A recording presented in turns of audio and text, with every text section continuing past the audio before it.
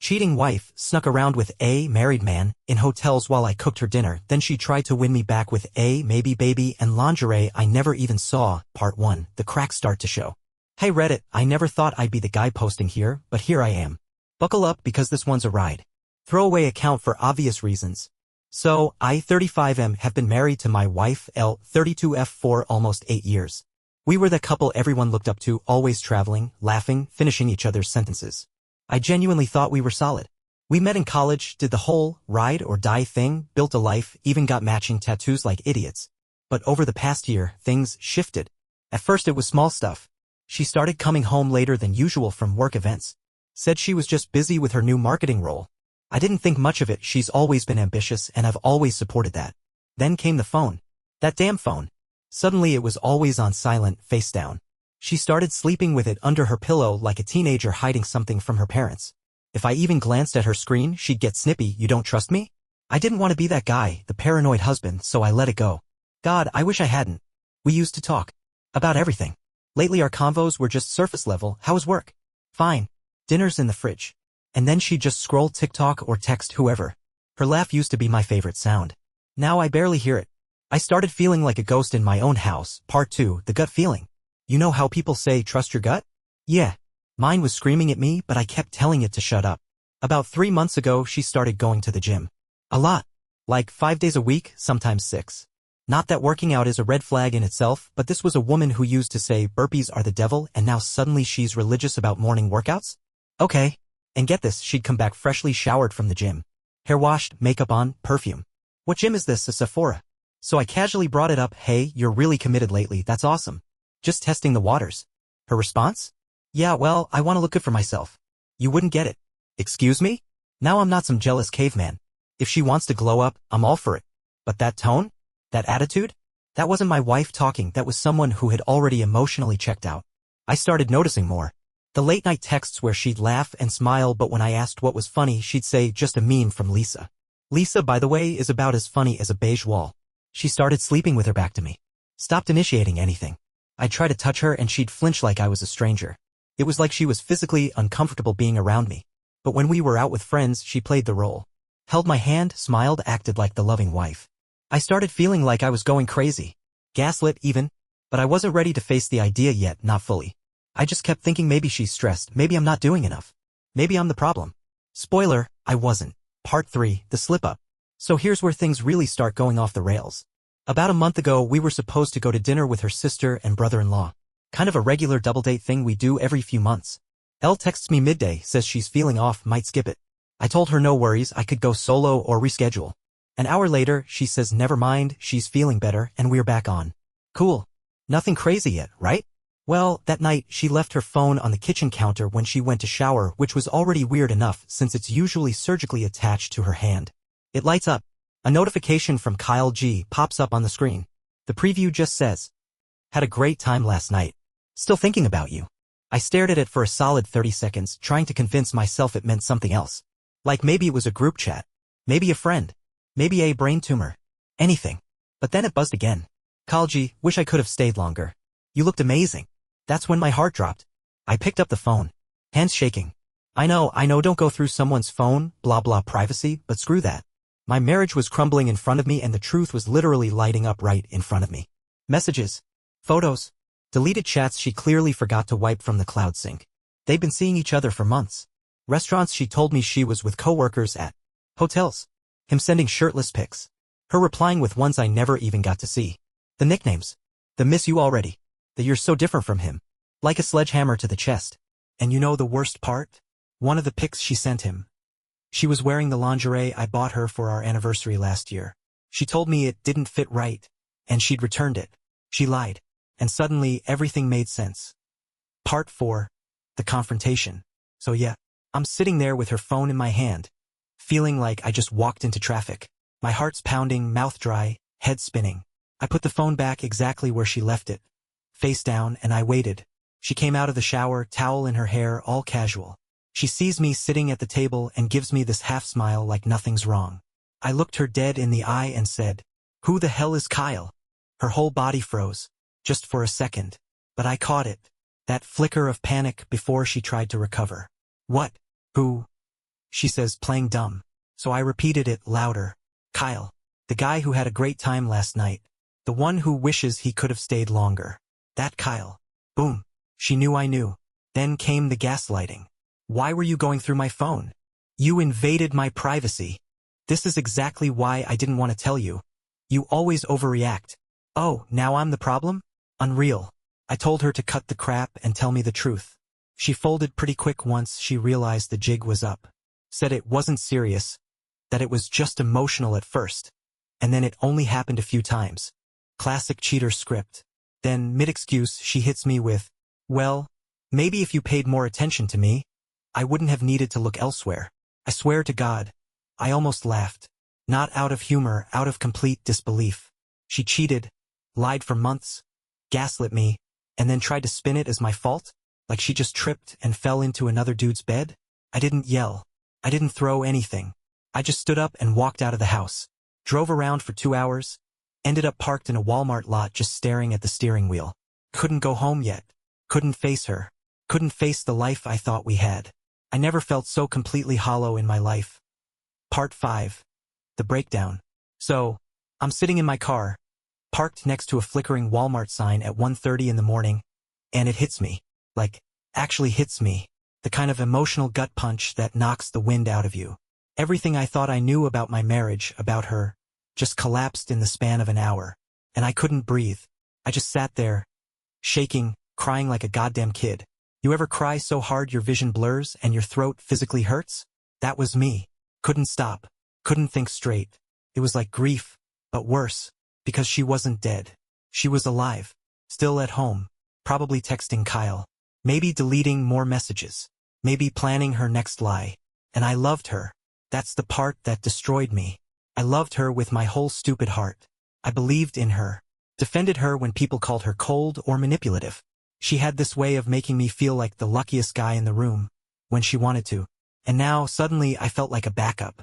Like the guy she settled for until something better came along. I thought about everything. Every anniversary. Every vacation. Every time she told me she could never do something like that. What a joke. And I felt humiliated. So deeply humiliated. Like there was a billboard over my head that said, "Look at this idiot who didn't see it coming."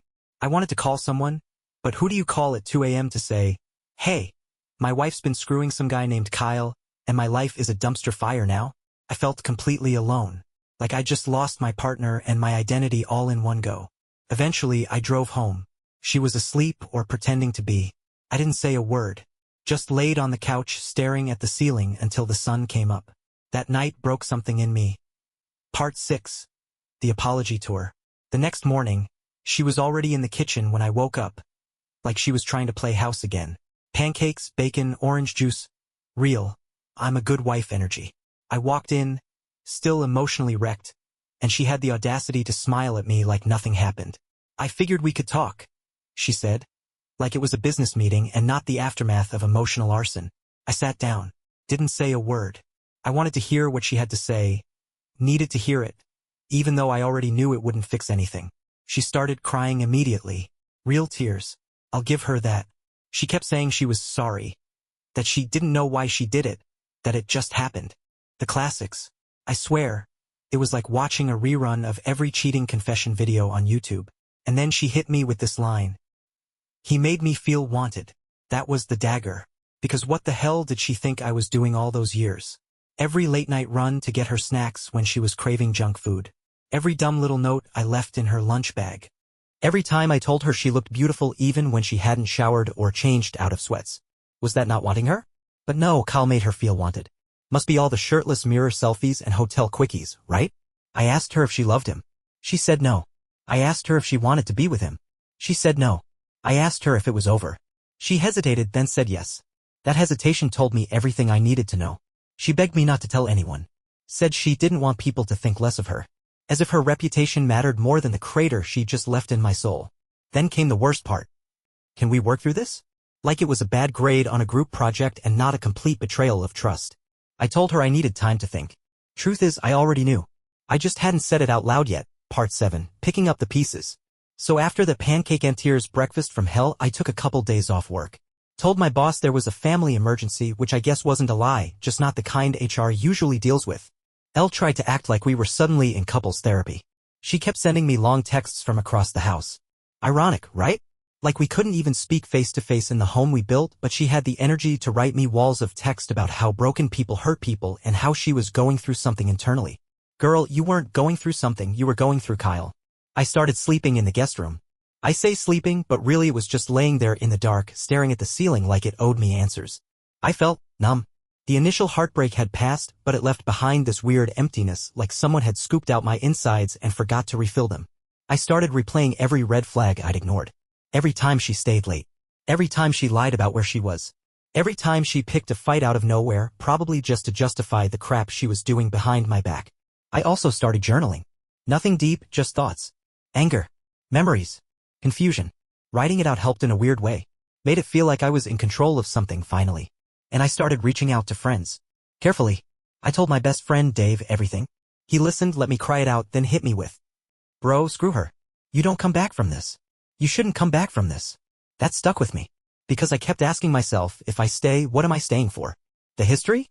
The familiarity? Or the woman who betrayed me and only loved me once she got caught? Meanwhile, she kept flip-flopping between begging and blaming. "I didn't mean to hurt you. You weren't present. Kyle made me feel alive." Cool. Go feel alive somewhere else. That's when I realized I didn't want to fix this. Not because I didn't love her anymore, but because I finally loved myself enough to stop letting her destroy me. Part 8, The Exit Strategy. Once the fog started to clear, I knew staying wasn't just stupid, it was self-betrayal. So I started planning. Quietly. Because here's the thing, I didn't want a dramatic blow-up. I didn't want screaming matches or broken dishes. I wanted out with dignity. I wanted to take back some piece of myself that she hadn't touched, manipulated, or screwed over. So I got smart. First, I called a lawyer. Found a no BS, straight-talking divorce attorney through a friend. Told him everything. He didn't blink. Apparently, my story isn't even rare, just another Tuesday for him. That was depressing in its own right. He told me to start collecting documentation. Finances, texts, screenshots, records. I made a private folder on a backup drive and labeled it tax stuff so she wouldn't poke around. I also opened a separate bank account.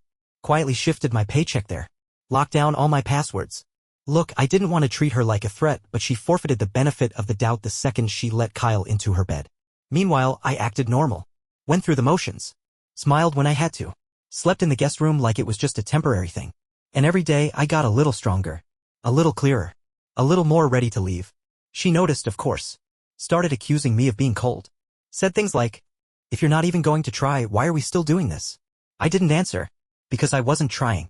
I was waiting. Waiting for the moment I could walk away clean. And then plot twist, Kyle's wife messaged me, Part 9, The Other Betrayed. So I'm at work trying to make it through another fake smile Zoom meeting when I get this Facebook message request from someone named Jessica R. I don't know a Jessica R, but the profile pic is of a woman holding 2 kids instantly gives me a weird feeling. I open it and it's like a bomb goes off in my chest. "Hi. I think my husband is having an affair with your wife. Can we talk?" "No, hello, no fluff, just that." My heart starts pounding all over again. I reply, "Kyle?" She says yes. Her husband. Kyle G. The Kyle. And they've been married for almost 10 years. With kids. 2 little boys. She said she found texts and photos on his iPad he forgot to log out of. Turns out she's been piecing this together for weeks but wanted to be absolutely sure before she reached out to me. She even apologized for getting me involved, which is more empathy than my own wife's shown me in months. We ended up talking on the phone that night. Swapping timelines. Filling in blanks. Lying spouses, overlapping dates, excuses that lined up a little too perfectly. She said Kyle told her he was just venting to Elle, that it was emotional support, that it never got physical. I sent her the receipts. The texts. The lingerie pics. The hotel bookings. Silence on the other end of the line for a solid minute. Then she just whispered. "He took her to a hotel on our anniversary." Yeah. Let that one sink in. We talked for almost 2 hours that night. It was oddly comforting talking to someone who was just as blindsided, just as broken, just as angry.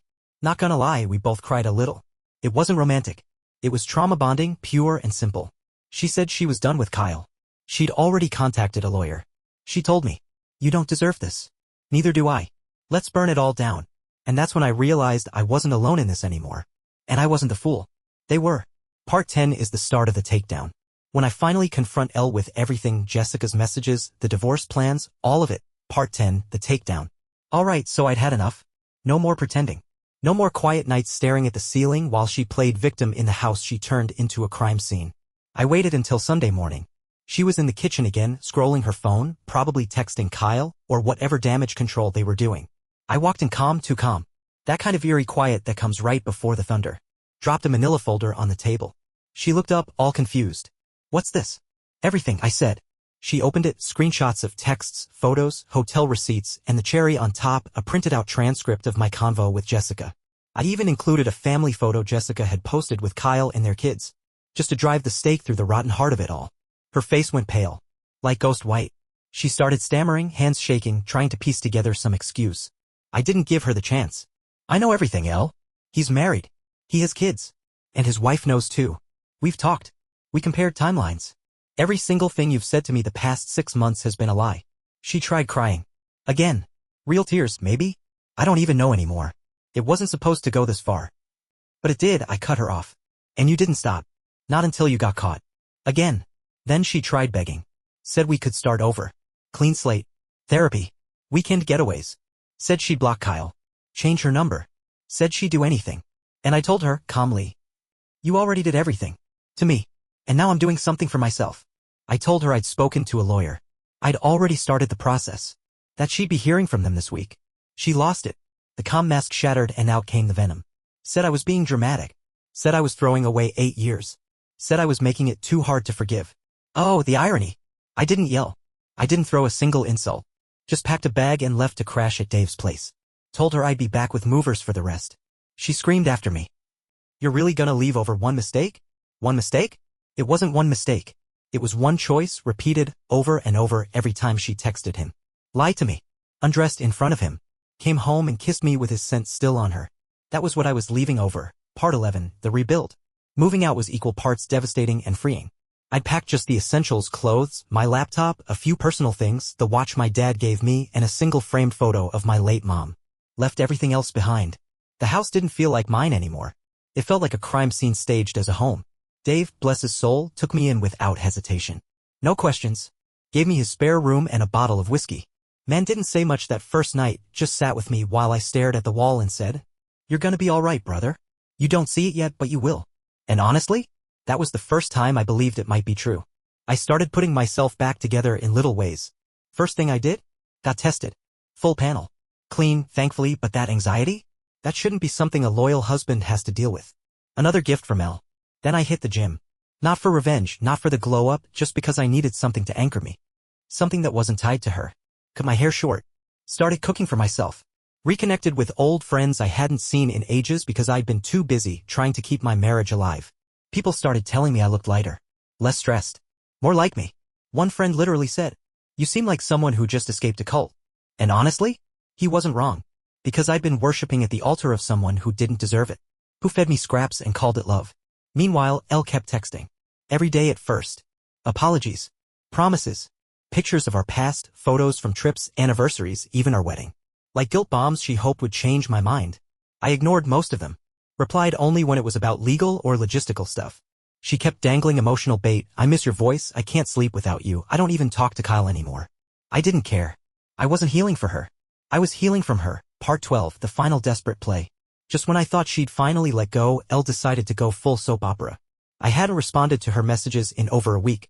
I was focused on the legal side of things and, more importantly, on myself. I was finally sleeping. Eating. Laughing again. She must have felt the distance because out of nowhere I get a message at 2 a.m. "Can we please meet in person?" Just once. I ignored it. Next day she showed up at Dave's. Unannounced. I walked outside to get groceries from my trunk and there she was standing on the sidewalk like a goddamn ghost. She looked rough.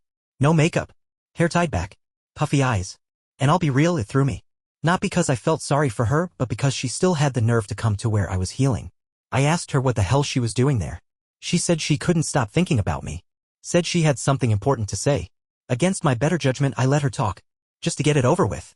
She said she made a huge mistake, that Kyle meant nothing, that she realized I was the one. She even pulled out this little velvet box with the engraved cufflinks I always wanted, the ones I mentioned in passing a year ago. A bribe in a gift box. Then she dropped the bomb. "I think I might be pregnant. Let me tell you something, I have never gone from calm to full-body goosebumps that fast." My jaw actually dropped. I didn't say anything for a full 10 seconds. Just stared. She must have mistaken my silence for hope or panic because she doubled down. It's yours, she said. I haven't been with Kyle in weeks. Right? Weeks. So I asked the obvious question. Have you taken a test? She hesitated. Not yet. But I can feel it. I laughed. Actually laughed. Not because it was funny, because it was pathetic. So you show up at my friend's house, beg me to take you back, and your Hail Mary is a maybe baby you haven't even tested for? She got defensive, started crying again, said I was being cruel, said I was abandoning her. I said this word for word. You didn't cry when you let another man undress you. You don't get to cry now. Then I walked inside and locked the door behind me. Dave handed me a beer and just said, "Damn. Took you long enough?" Part 13, The Divorce Games. So after the stunt outside Dave's house, I figured Elle would finally back off. Nah. That would have been too easy. Instead, she switched tactics. She went from sobbing ex to full-on manipulative villain in a matter of days. First came the emails, long ones. Rambling messes filled with half-hearted apologies and then weird jabs about how I gave up too fast, how every couple has rough patches, and how Kyle wasn't even that important. Let that one marinate. Kyle wasn't even that important. You cheated on your husband of 8 years and you're telling him it wasn't even meaningful. What's worse, losing to someone she loved or someone she didn't? Then came the spin campaign. She started reaching out to mutual friends and her family, telling them I was emotionally distant, that I blindsided her with divorce, that I refused to talk it out. She left out the part where she was getting railed in a Hampton Inn while I was meal prepping for two. One of her friends, Amy, who I always thought was decent, actually called me and said, "I just don't understand why you're throwing everything away over one mistake." There's that phrase again. So I sent her a few screenshots. Amy didn't respond. Haven't heard from her since. Legally, things moved fast. My lawyer was a savage. No emotion, just facts. We had no kids, no joint business, and the house was mine before the marriage. The prenup, thank God for it, protected most of my assets. Still, Elle tried to drag her heels. Claimed she needed time to process. Claimed she wasn't mentally ready to let go. And the kicker? She actually tried to propose a trial separation instead of a divorce. Wanted us to live apart and see how we feel in 6 months. As if I was just mad she forgot to take out the trash. I shut that down quick. Told her in clear terms. You already had a trial separation with Kyle. It didn't work out. Don't come crawling back now. We signed the first round of papers that week. Her hands were shaking. Mine weren't. Part 14, The Comeback. Moving day felt like some kind of twisted graduation. Not into something new and exciting, but out of something toxic, manipulative, and soul-sucking. I moved into a one-bedroom apartment on the other side of town. Nothing fancy, neutral walls, slightly crooked blinds, smells like fresh paint and detergent, but it was mine. No perfume lingering in the bathroom. No ghost of betrayal in the sheets. No lies sitting at the kitchen table pretending to be love. First night there, I sat on the floor, eating takeout straight out of the box, watching TV with no sound. And for the first time in a long time, I felt still.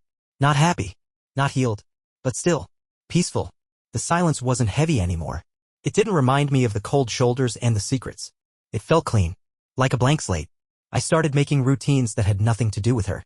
Gym in the morning, work, reading in the evenings, sometimes just going for drives to nowhere. I even took a solo trip out of state one weekend just to prove to myself I could.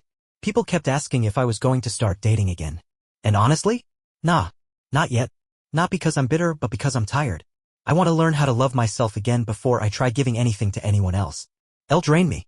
I gave 100% and got back lies, deflection, and perfume-soaked betrayal. You know what's wild? I sleep better now. Deep, dreamless, actual rest. No knots in my stomach.